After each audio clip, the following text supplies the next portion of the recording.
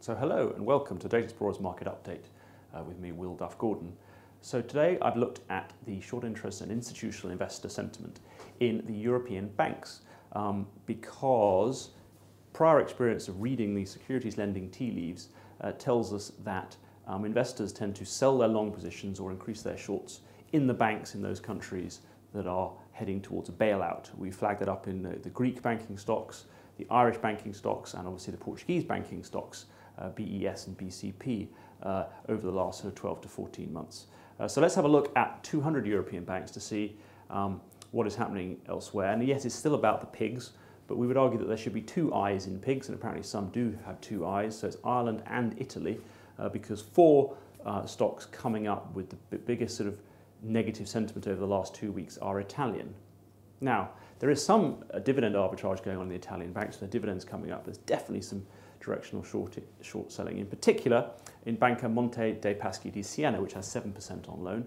I'd also argue that there's some in Banca Carige Societa, which has 4%, and also Unione di Banche, apologies for the pronunciation, that has 7% and a mixture of directional and also for tax.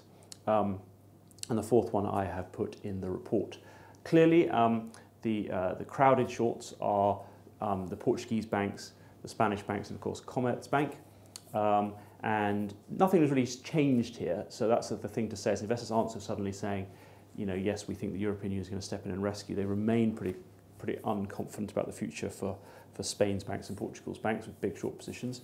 For those of you bored of the pessimism, well, where are people finding a safe haven? Well, interestingly, in France, Denmark and Russia, 3 banks there are seeing kind of closing shorts, but more importantly, rising institutional ownership in SID Bank in Denmark, in SocGen in France, and VTB, the Russian bank, with a partial listing in London.